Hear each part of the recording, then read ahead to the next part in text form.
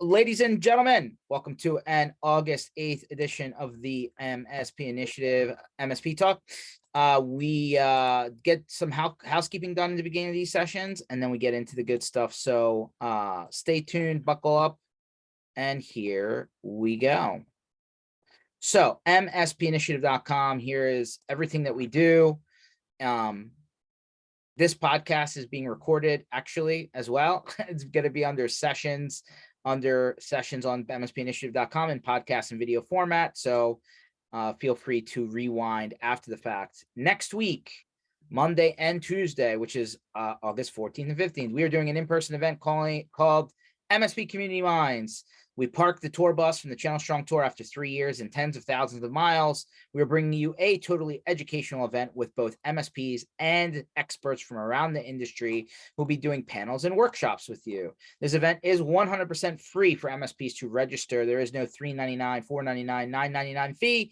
It is absolutely free, other than got to make it to Denver in order to, be in the room. Nothing is being recorded. This is the, inverse of COVID. So if you want to, get the good stuff, you got to be in the room. So hopefully this one goes well. And if it does, we'll do more of them. But we wanted to pay the community back just a little bit. And this is the way that we're doing that. There is also 3 upcoming block parties. We love these. They're a lot of work though.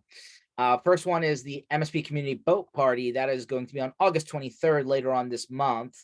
We're going to be going down the Intercoastal on a mega yacht, working in conjunction with the great people over at Taylor Business Group and their event called the Big Conference. So if you're headed there, you're going to be on this boat anyway. If you're in South Florida for some reason and you're an MSP and want to jump on a boat on a Wednesday night, totally free for you to join us.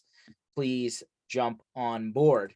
Then we have the MSP Community Block Party, which is the official after party for DattoCon 2023 in Miami.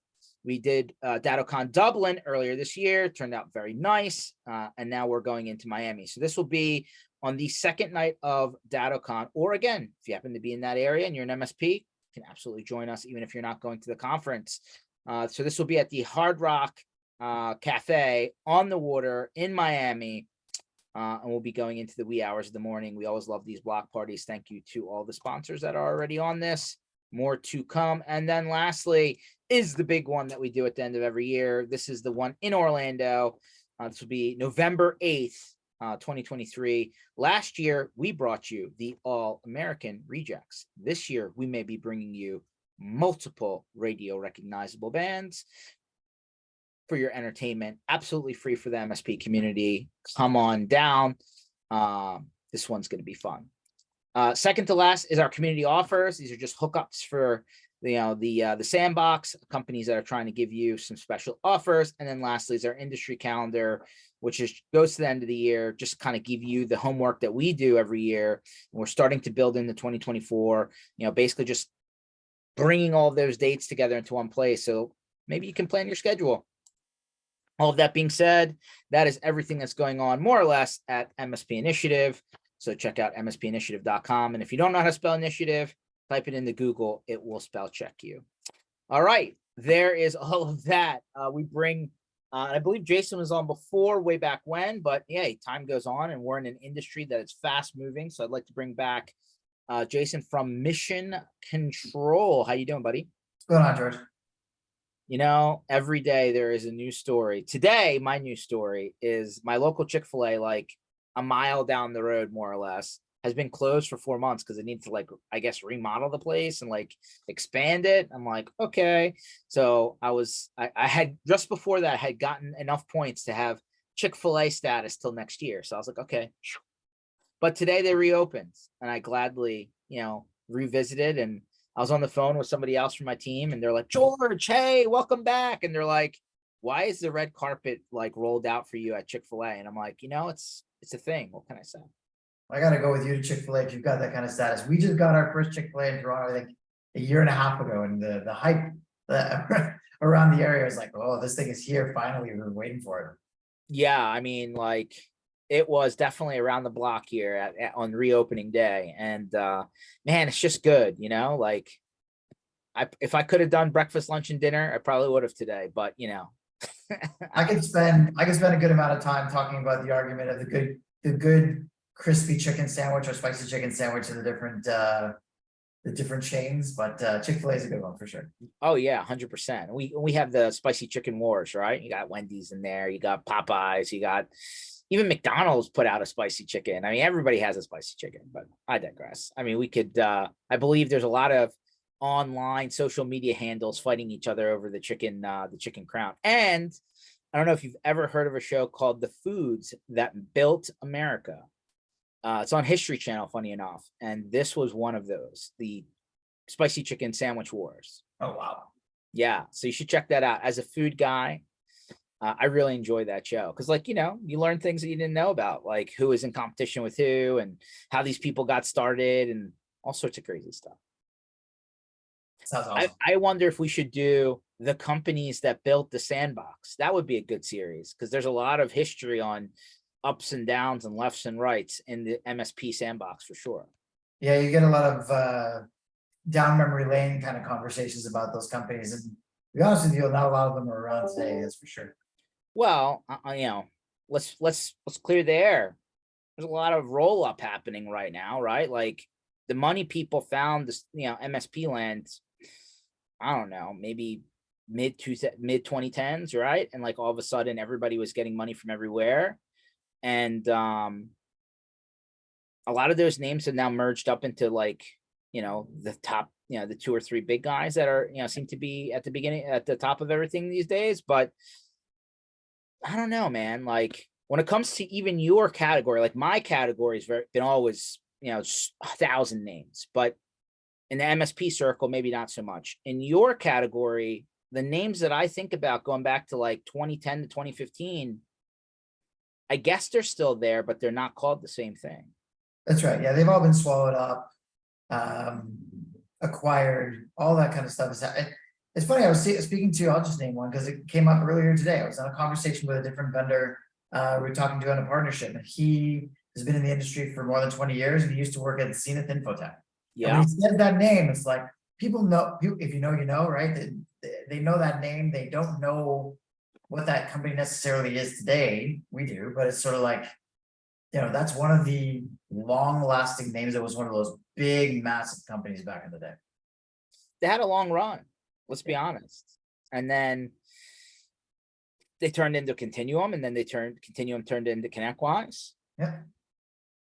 And like the stuff that still started back, I don't know, more than 20 years ago is still there.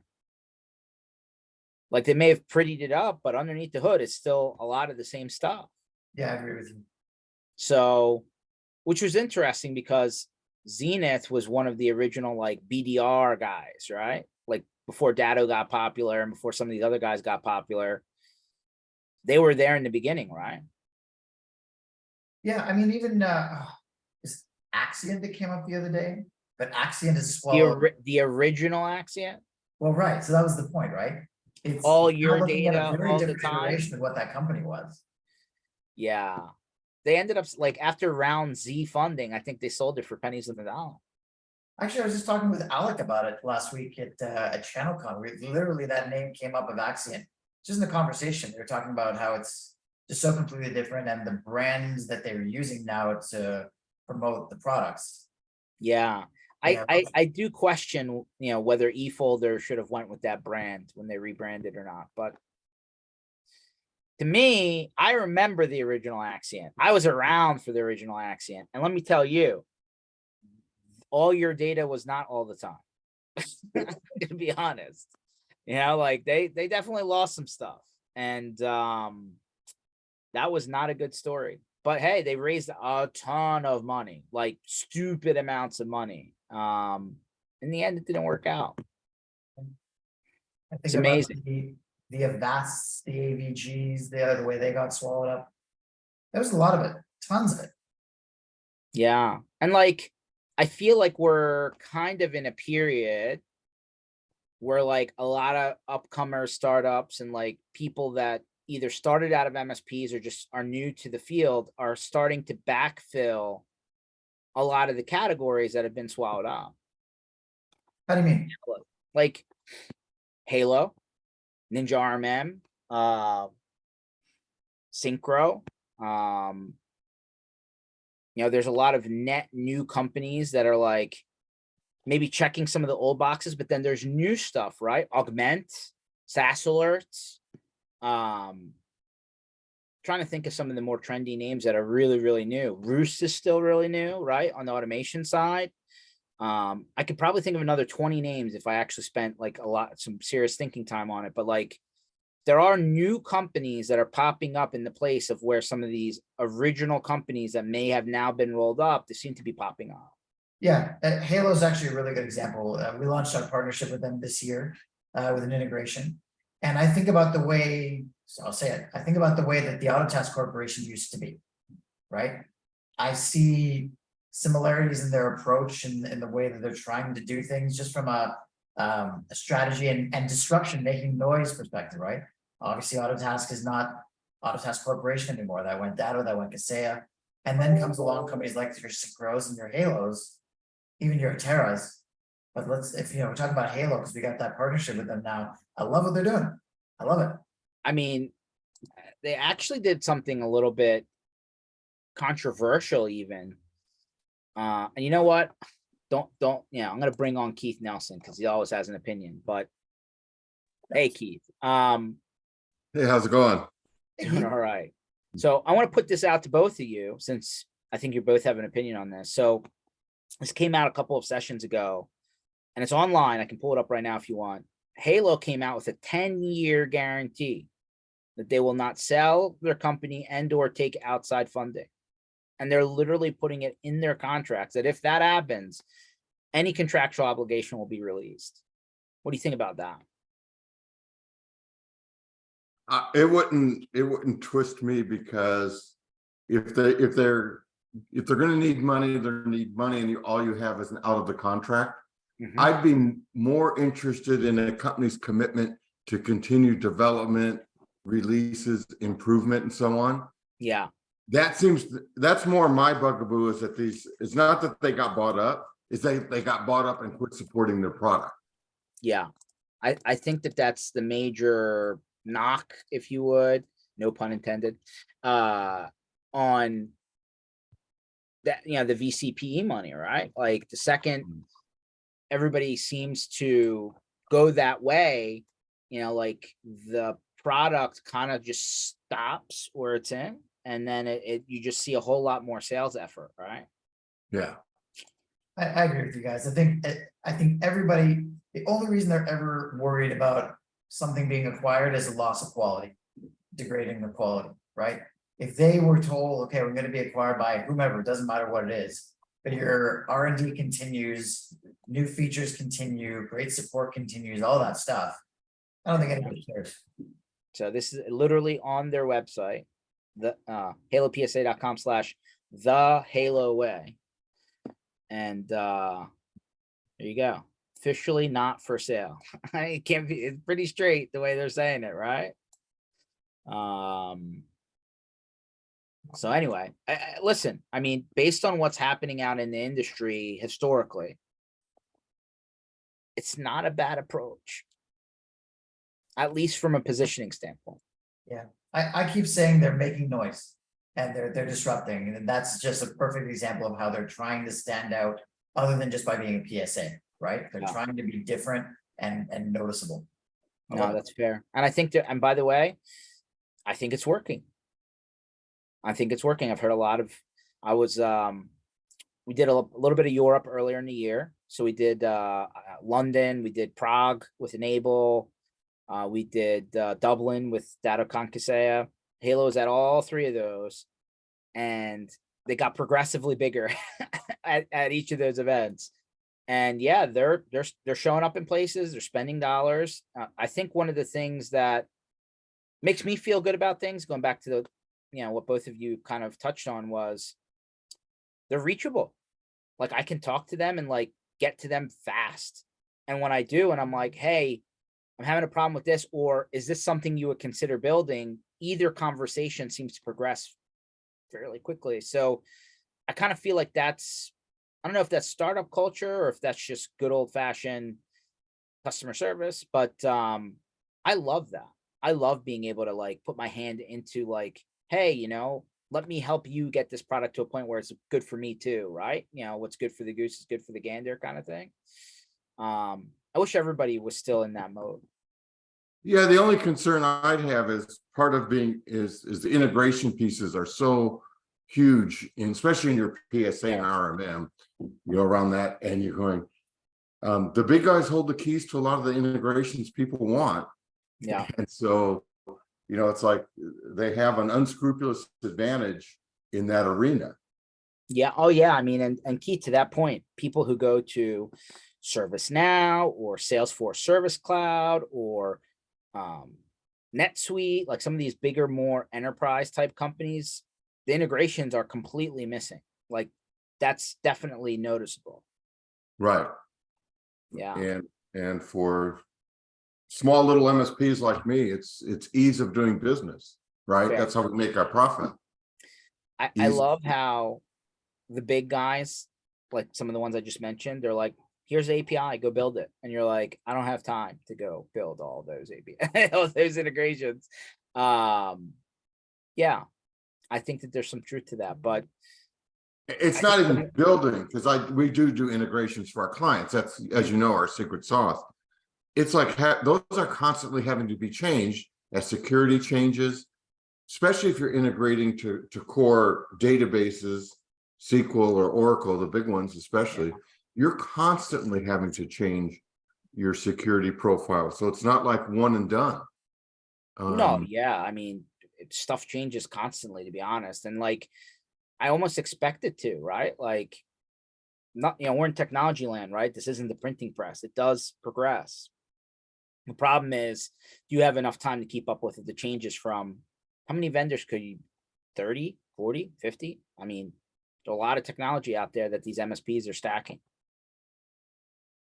Yeah, and it becomes almost, you need a full-time staff manager Yeah. as it gets bigger to manage your contracts and your integrations, and then as you buy things and you never really implement them, and you blame the product and you go, you never really implemented it correctly. And there's a lot of that going, because there's so much to learn and such a learning curve on everything. So let me throw this out there. Now, I love the word scalable. I feel like it's often abused. Everybody says, hey, we can grow, everything needs to be scalable. We feel that it's unscalable. And I'm like, scalability, right, for me is, do I have to reinvent a process every time I get to a certain threshold? And I think part of the problem, especially when it comes to this topic, right, we're on the topic of core tools like PSA, RMM, counting, whatever. The way that they're implemented, there's not one way, right? There's 1,000 ways to do it. The way your organization functions when you first put a tool in versus the way the organization functions later on down the journey, the process may be different, the workflow may be different, the people could be different. And like, how often do you have to go back and say, we might need to like re-implement this in order to make it fit our organization?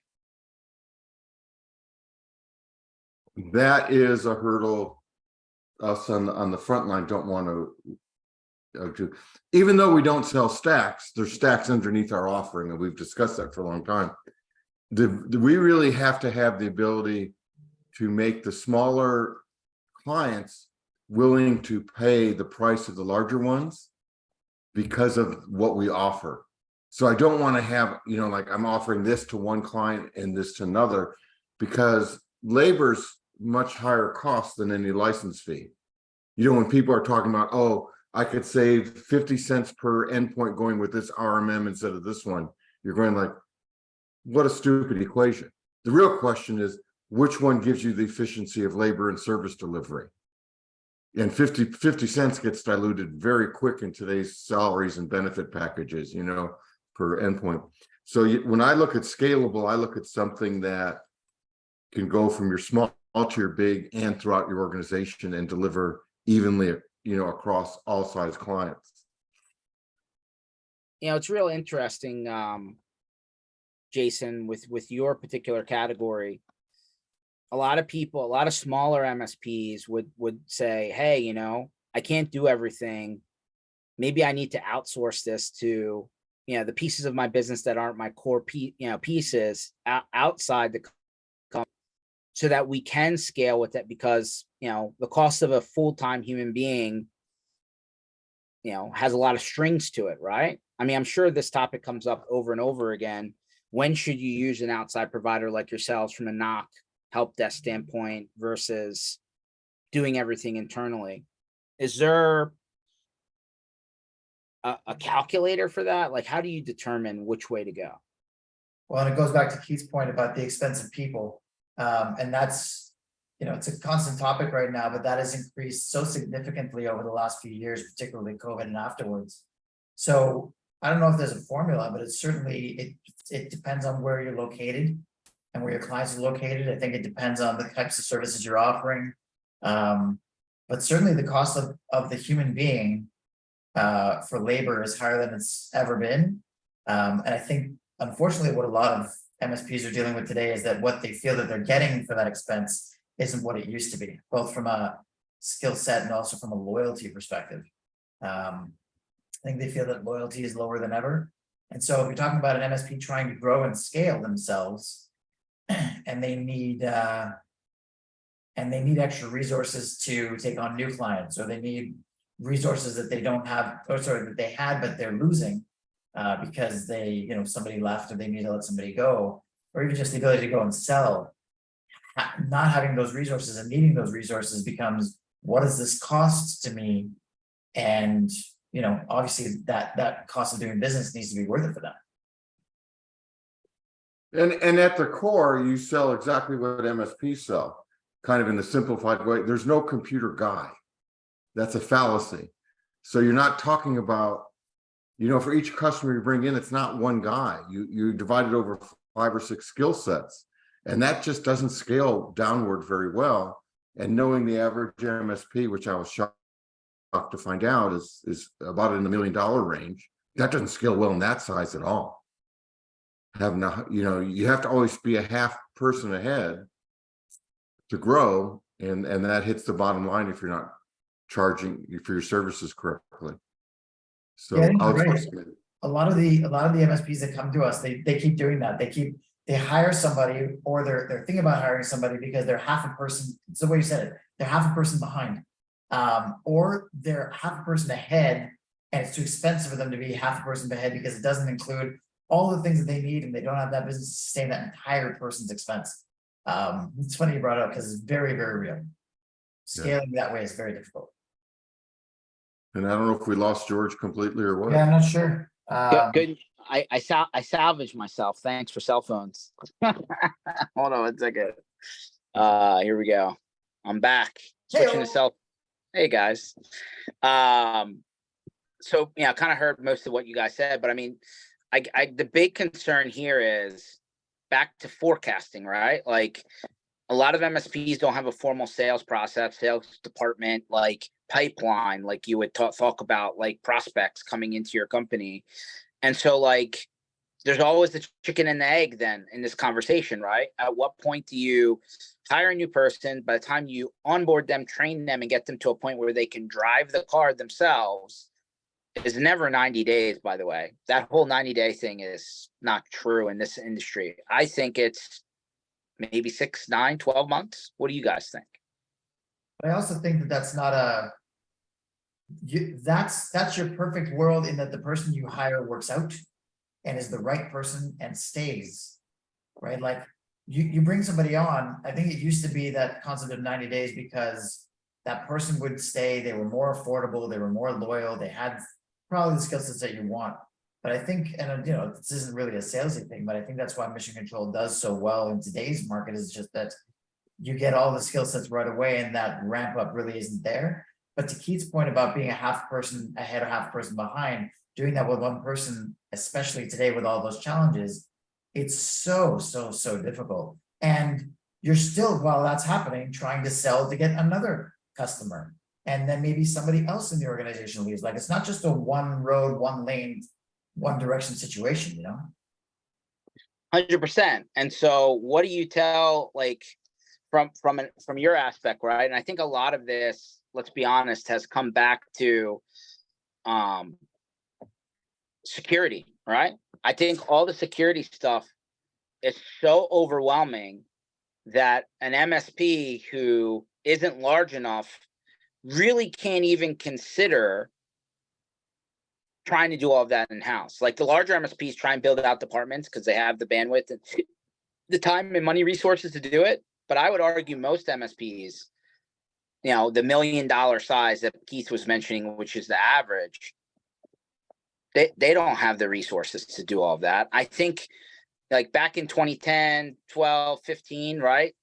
Knock and help desk and outsourcing, all that stuff was starting to get really popular. Not that it wasn't around before then, but like they're really starting to, maybe get some fire underneath of that avenue. And then I think when security finally hit in like 19, 20, 21, they're like, yeah, I don't have the expertise in-house. And quite frankly, hiring that security backgrounded person is becoming almost not affordable. Do you disagree? I could tell you from, the curriculum I write for the state universities, our graduates from University in San Bernardino, which is really ranked high in cybersecurity, they're getting stolen just out of college at 165 to 180. So even if you had the money sitting in the bank as a wealthy small MSP, that'd be incredibly stupid to even build it. I mean, you're better, I don't know, I'm opinionated, but you're better off aligning with your customers' workflows and processes and working on security culture, which is such an important piece of that within your clients, and making sure you're aligning what you're delivering that enhances your customers' business versus trying to be the Superman with the cape saving the back end. I mean, you need someone just sitting there looking at the screen, finding out what new things are popping up globally. Another one, going through your SIM and parsing syslogs, and then looking at endpoint activity.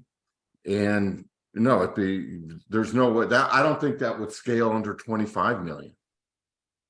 I mean, I think it's 25 million. That's a much larger number. Oh yeah, I mean, you look at the base pieces you need for that. It's ridiculous. Well, here's the scary part for me. Like when I walk around a trade show floor at these events, any of the events that are coming up on the list for the rest of the year, you're going to have a third of the booths being cybersecurity related. You're going to have a third of the booths now being compliance related. And the other third of the booths are a mix and match of tools and the occasional service, right? So it's daunting. And back in the day, if you were to say $1 million MSP, when we were coming up, so you're talking the 2010s, that would have meant an owner and 4 to 5 technicians in part or full-time varying skill sets.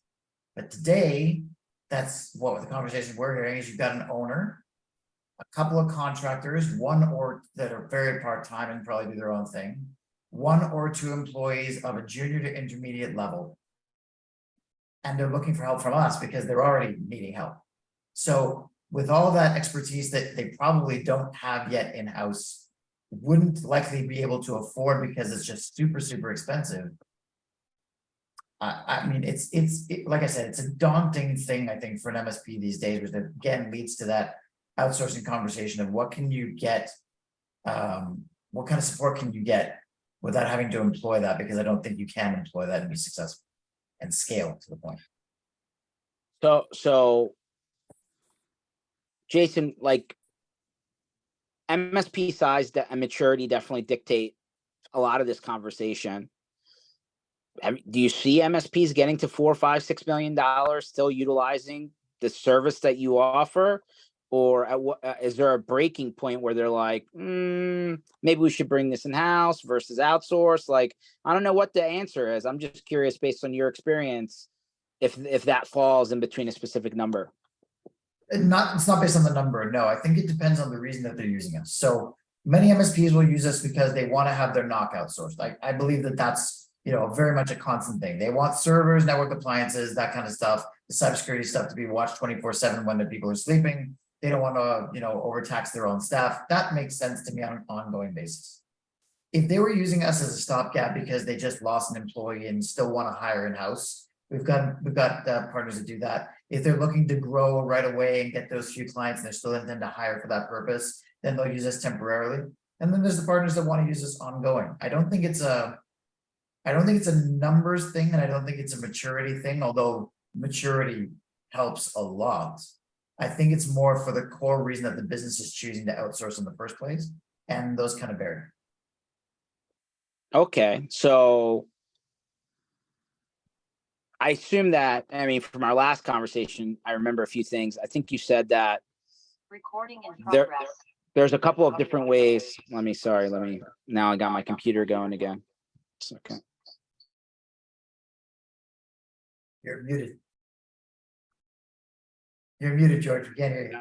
There you go. All right. There's a couple of different ways you can do this. It's not one size fits all, which means that you could go on a customer by customer basis and then decide how you outsource those services so that you can, make it profitable for yourself. Right. So we don't have the same concept where one service depends on another here. We're very much pick and choose. So you can do just one client or several. You can do just some servers or many. You can do just some users at some clients. You can do just after hours, evenings, weekends, holidays. You can do daytime overflow. You can really pick how you do it, which I think gives the MSP a lot more control than they've ever had before. And that also helps to control the costs. So you probably have hundreds, maybe even thousands of customers, MSPs working with you in one capacity or another. How can you realistically keep up?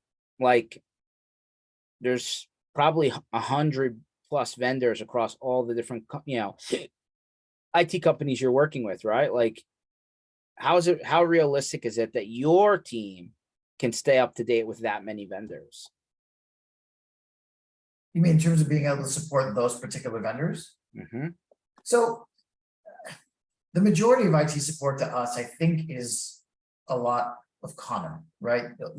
Pretty well every MSP and their customers, those customers, that end business that is insurance or in manufacturing or engineering, the ones that the MSP has to support, they'll have Active Directory or Azure AD. They will have a file server on-prem or SharePoint. They'll have Exchange or Office 365 or Google. They'll have a lot of the same stuff. Most of the things, and even from an accounting perspective, the majority are going to be your Sage or your QuickBooks. A lot of that is the same. When it comes to documentation, that's usually when it will come up, is that MSP will be worried that they don't have everything documented and they feel like they've got to have everything documented or we're going to screw it up. And I always say this, imagine if you hired a really, really senior technical guy tomorrow who's going to hit the ground running, and you don't want him to bother you all the time. What does he need? He always needs three things. He needs to know where to go. So you're talking about IP addresses, URLs, the portal, whatever that is. He needs access, so credentials, he needs to be able to get into it. And he's going to need the gotchas. The gotchas are the key challenges within each line of business, because you've got those line of business applications. That special application for that industry, for that customer, that if you didn't have documented, that people wouldn't necessarily know how to service it. That's the big thing that I always want to make sure is documented. So those three pieces are the big ones. But I feel like as long as we have those three things and we've got really talented people, it's IT support. It's just a lot of IT support. Your threat lockers and your huntresses and your all those other vendors that are out there that MSPs are going to use in pieces. They've now become mainstream. They've become common. It's the line of business stuff that we're not going to know. Okay, that's fair. You would hope that the thing we've heard for, 15, 20 years, standardization, right? Like, don't have 5 vendors in one line item of the stack, or else it's just going to become like just absolutely unmanageable. If you have one vendor you selected in each category and you've streamlined what each customer is consuming, then the only thing that is different is whatever their industry presents, right? Maybe you're a lawyer. It's gonna have a different software than a doctor's office. It's gonna have a different software than a manufacturing company, right? So, at the end of the day, is the point of what you're talking about is, hey, let us take care of the common stuff, right? The password resets, Office 365, the stuff that's homogenized right across the base, so that the stuff that floats back to the actual MSP is the more, customer vertical stuff. I think so, yeah. And I think to your point, we were talking earlier about maturity. So Yeah. standardization and documentation goes very in line with a company's maturity. We see that as a parallel. And so the immature MSP won't have things documented in a way that makes sense to anybody other than that person. And that means we have to constantly go to them and ask them questions, which is not ideal. It happens from time to time, but when a company is more mature, they'll take that as an opportunity to make things better, and they'll work with us to make that documentation to a nice standard. And I feel like that goes back to that maturity of, are they at that level where outsourcing makes sense for them? It's also about their willingness to grow themselves, not just grow as, not just grow in endpoints. Like how, George, you bring Yeah. up some questions about maturity. you go You know, for it. first Keith. of all, Yeah. maturity is nearly $1 million of revenue per full-time employee, in my opinion. And then that's an easily obtainable goal. But when you go to customer service delivery, I think we get it wrong a lot of times. And if you read your stats and you read your customer comments, it's usually not the guy I called is the smartest guy in the world. He fixed my problem quickly.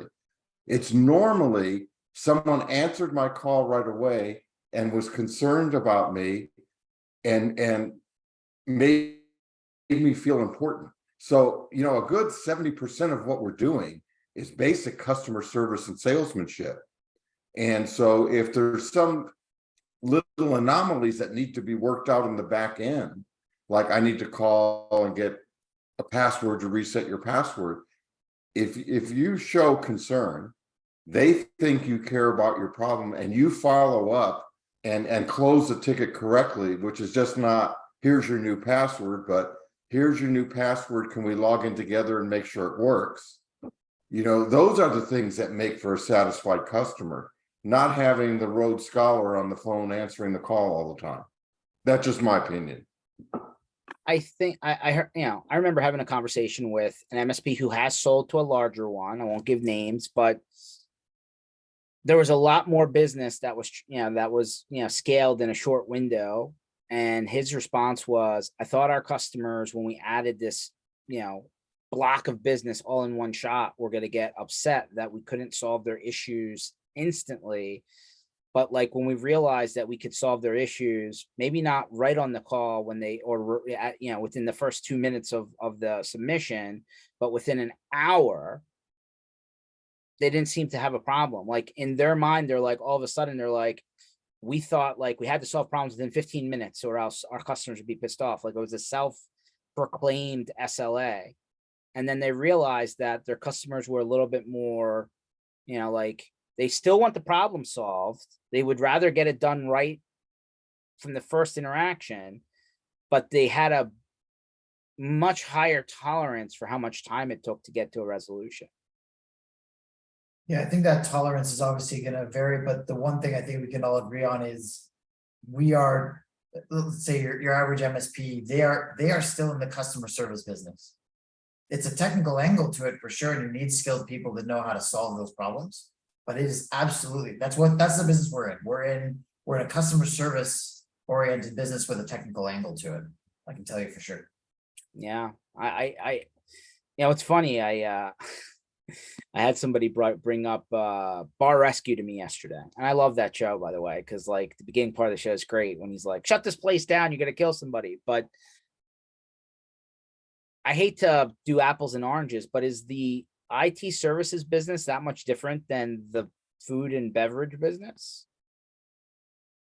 I think there's a lot of similarities, right? Like you need to have your processes down. You need to be set up for success. You need to be able to handle things in a timely fashion. Like there is things are taking too long period, right? Consistency of of what's being delivered, very important. being able to train staff properly without them having to figure it out on their own. Like I was going through and I'm like, even though they're entirely different industries, there's a real heavy cross section on the business side of things. So I always relate it personally to clothes buying. You can either go, and you've heard me say it 1,000 times, go to the Kmart blue light, or you can go to Nordstrom's. Now I could run into Kmart and get a pair of pants. Nordstrom's is going to take me longer, but I'm sure going to walk away feeling better, even though they took more money. And by the way, and I always tell people, it ends up people that pay Kmart price still want Nordstrom service. yeah. So if you're going to deliver the service, you might as well charge for it and be able to deliver it all the time. People don't go into a store like a Target or Kmart and say, yeah, it's okay, they treated me like crap because I paid less. You still But hear hold people on. complain about long lines. But isn't the modern wrinkle to your, scenario here Amazon? No, Amazon is service. You go online, you get instant gratification, you read reviews. And by the way, you read their complaints. Their complaints are not about price. They're about failures of service. I mean, that's the biggest thing. And then by the way, on day to day, when I'm affecting your business, what you want to hear the first time you call is, I care about your business. I know about your business. I already know how important your call is, but based on what you're saying, because I know your business so well. And I'm going to make sure your business flows after this is done. And that's all service. That's not technology, really. I mean, I think, but definitely for sure in our business, if you think about, if you've ever lost a customer or whatever, that customer turnover, 99% of the time, it's not because somebody technically did something wrong. It's usually because somebody had a bad experience in service. Almost always. Yeah, it's not wrong. So like, how do you tighten that up, Jason, with your side, right? Like when you're implementing, when MSP adopts your offering and puts it into the workflow and like tries to glue together the end customer experience, what are the best, like what's the best outcome of that? And what's the train wreck? Like what do you do to ensure one versus the other? I'll get back to the train wreck because I know the answer to that one. So one of the things that I always talk about is that, for an MSP to trust an organization like us is insanely difficult when they've never done that before. They've worked for years to get a relationship potentially, but definitely they've worked for years to maintain and continue to build it, right? And so now to hand that customer experience over to an unknown is scary. And I sympathize with that. I've been there, right? So the main thing, like I said, is we have to make sure that the customer experience is top notch. They're the ones that are going to be happy or not. They're the ones that are going to complain, and the MSP is going to complain to us. So it's got to be that way. The people that answer the phone in mission control are not senior level technicians. They are literally the customer service type friendly people that are supposed to have good engagement in that first few minutes. Their job is to answer the phone as quickly as possible and to identify as that MSP, so it's a white labeled service. But their goal is to have a good exchange and interaction, so the other end of the phone feels they're being heard, they're understood. There's a caring approach to what's about to happen. They know that they've said that they're going to get it to the right people and be serviced. It may not be in 2 minutes from now, might be in 20, but that it's being looked after by the right. So that's the very first interaction that anybody's going to have with somebody in mission control, and that's kind of the whole idea, is that customer service, good flow and experience. The train wreck is when the MSP and mission control are not aligned in their process or in that customer experience. If they call, for example, the owner's cell phone all the time, that's a very different experience than calling a team of, and it's a repeat team. So we bought our people, so it's always the same, but it's not always the owner. It is a representative who knows their account. That's different. If it's answer the phone within 2 seconds versus we're going to be a minute to a minute and a half, that's different. And so if they'll always prefer to call the owner, but the owner is trying to use our service because he knows he can't grow his business other way, that process is too different. And now the client is never going to fall. It doesn't work. I always feel like there's organizations that had like the sole IT admin, right? Like, let's say it's 150 people. There's one guy, right? Like, they're like, well, I just call so and so, and they just show up at my desk and they fix my issue, or I just stop by, see, like they just, to them, if it's more than one person, they feel like it's a disjointed situation. But haven't we on the back end realized that that one person was never capable of doing everything that needed to get done? Like, it's not reasonable to think that that person is going to be available and doing all the security, all the automation, all the patching, all the upgrades, all the new installations, all the projects. Oh, and by the way, also help desk support. Like, that would never actually turned out to be true, did it? No, I think these are bad habits. And I think they're continually trained bad habits.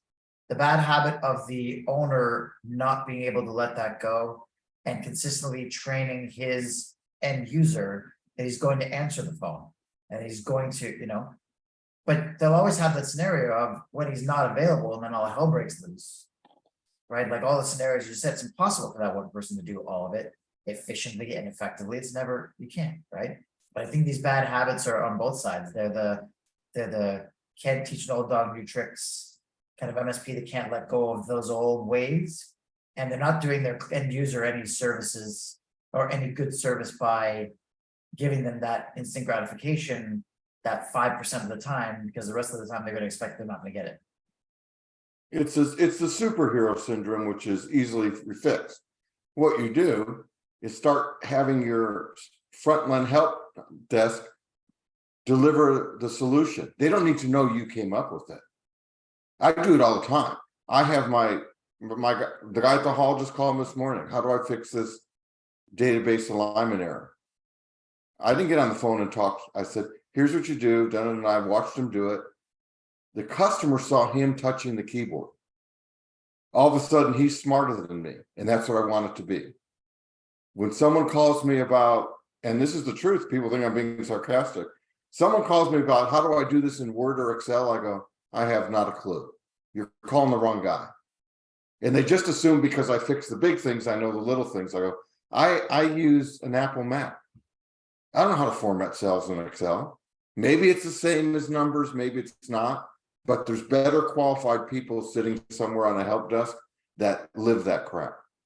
And more of the day-to-day stuff are better solved by lower end people because they live it more than us, that are at the top of the food chain in our companies. And so you're not doing the customer a favor. You're just feeding your own ego that I can fix everything. Look at me in my cake. Yeah. I always think that just like it takes a while for one MSP to take over an account that another MSP was servicing before, or one IT admin leaves, another IT admin comes in, like there's a relearning period, right? I don't know, 3 to 6 months, like just to like really understand what's running and figure out how to keep things running smooth. I think you never know how things are configured. There's not one way to rule them all. So like, Jason, what happens in your situation where the account's net new to us, right? Like we're still figuring out what's there. And then like you're being turned on day zero. Things probably aren't 100% in that situation. Yeah. I laugh because no, you're absolutely right. They're not. I think again, it goes back to the standard of documentation for the MSP, right? So again, we need those three things. If we don't have any of those three things, we have to send it back to the MSP to get, right? If we don't have credentials to get into whatever we're supposed to support, we're stuck. But it is a very much a partnership in building that documentation together, especially on new accounts. I think it's about those three things, and then we build from there. If you're an MSP and you're taking over an account, 9 times out of 10, you're going to have at least the two. You're going to have the where to go, and you're going to have credentials. If you don't, you're going to break into some things, and that's never pretty. So let's assume for 9 out of 10, you're going to have those two things. The line of business stuff, maybe that's going to get kicked back a little bit more to the MSP at the beginning while the documentation stuff gets built out. I wonder, do you have, I think at this point, because of the macro view that you have, you know what's good documentation, and you probably know what's not so good documentation. Like, do you share examples of like how thorough the documentation needs to be?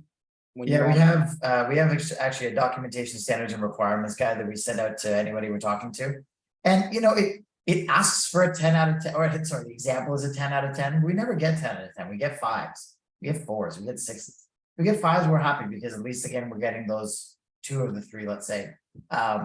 But again, it's really just about, like I said earlier, the maturity of the MSP to accept a willingness to help grow it, as opposed to it being a vendor-client relationship of here in Mission Control, here's what we have for you, it's your problem now. It has to be, we're gonna take some calls, they're gonna take some calls. It has to be a partnership and a win-win. Yeah, 100%. I assume that because one of the selling points of your solution is, hey, we're independent. Like we're Switzerland, but we're also on our own lane, right? I got to think that that's part of the story. I got to think that if that is the case, the next line usually is, hey, we're not going to lock you into a long-term thing. You can turn on today and maybe next month you could turn it off, and like, that's okay. Did I get all that right? Yeah, you nailed it. So we're no annual contracts. We don't even do onboarding fees. The integration that we have is such that we want to use the tools that the MSP has, so they don't have to buy any extra agents. We're going to use their RMM tool. We're going to integrate with their PSA. We're going to integrate with their documentation. So we wanted it to be very non-intrusive, next to no cost to really get started, right? And like I said, because there's no annual contracts, and it's month to month, it gives the MSP the ability to use us temporarily if they need.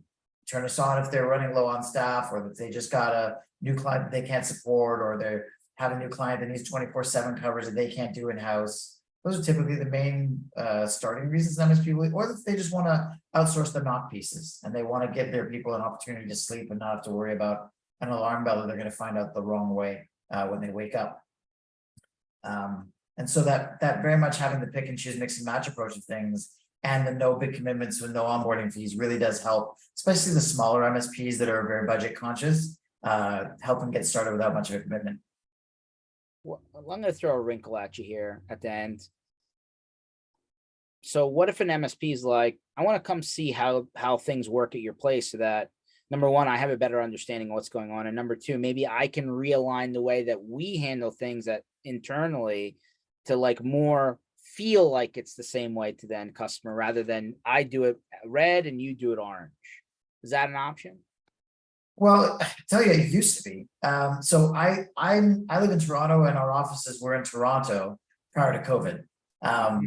Unlike some other places, Toronto and certain parts of Canada got hit really, really, really hard with lockdowns. It was about 2 years that our offices were empty. So early on in COVID, when everybody went home, whereas we used to have everybody in the office and everybody's in the same place as each other, which I really liked that culture back then. It turned to a work from home thing. There was no way around it.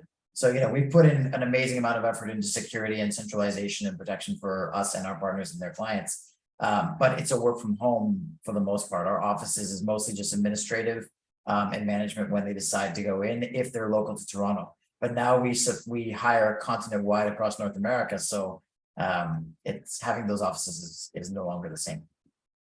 Fair enough. Still a good question. Now we know the answer. Jason, where do people find out more about your MSP program, what your offerings are? How do they talk to somebody? Maybe figure out what the math looks like, that kind of stuff. Yeah, I mean, and the approach to having conversations with us is really about conversations, and it's mostly about strategy, right? Like, we would want to know, if you turn us on tomorrow, what are you using this for, and what do you want us to do? Are we answering calls? Are we doing project work for you guys? Are we doing cybersecurity remediation, or are we just simply doing knock and or help desk? But there's always, how the call and phone flow works, how the ticket flow works. Those are different. So we want to understand the way it's to be done. Missioncontrolnoc.com is the website. So missioncontrolnoc.com. You can email launch@missioncontrolnoc.com, which is the way to get in touch with our people. But obviously, if you just go to the website, the only key things we want to know about are a little bit about maturity and your size. We definitely want to make sure you have a PSA we can integrate with, because the integration gives you an MSP real-time visibility into everything we do, which is massive. We're really big on transparency, and you need that in this kind of relationship because we want you to see what we're doing. We need to see what you're doing if we're collaborating on tickets, that kind of stuff. So, just ask simple questions like that, and then we want to have those conversations. Like I said, there's no pressure and there's no annual contracts, anything. So, missioncontrolknock.com, launch at Mission Control Knock. I'll have the conversation with you if you ask for me, and we've got a team that can help. By the way, we often talk about supporting the companies that are built specifically for the MSP sandbox. When you hear people say, hey, we're not trying to lock you in and we're here to help with you. We're here to help you, here to work with you. Let's understand where we fit and let's talk, and figure out what the plan is. That to me sounds good. Just saying. I wish everybody was still that way. We know they're not, but if you can support the people that are in that lane, I think that's pretty net win for the whole community. So, Keith, are we going to see you in Denver? Were you able to shake loose, or are you stuck? I'm still waiting for Newsom to let me know if he'll change a Wednesday meeting to the following week. It's the problem with having such a flaky governor. Sorry, I'm not supposed to say that publicly, am I? So Ryan, my son, and I are doing a DDS outreach for employment for people on disability. Gotcha. And he's our last. Find a way to make it. We'd love to see. If not, totally understand. There's still, I'm sure there's plenty of opportunities for you to run into you before now and end of the year. And I'm sure I'll be in Nashville. You gonna be in Nashville? Be in Nashville. Jason, you gonna be in Nashville for Exchange? I love Nashville. I just love going to Nashville in general. But no, I won't be at Exchange. I think the next event we'll be doing with you guys is the Taylor Business Group, and then of course DattoCon and IT Nation will be doing all those parties with you guys. We love block parties. Can't wait for that. I'm super psyched for it. Stay tuned. You're gonna love what we're doing in Orlando. Awesome. This session was recorded. You're gonna find it at mspinitiative.com under sessions, and I don't know, later on today maybe. Definitely look Jason up. Definitely look his company up. Definitely, if you run into a guy named Keith Nelson in or out of California, make sure you have some cigars. You have a great time. Yeah. We'll catch you guys on the next one. Thanks so much. You're welcome.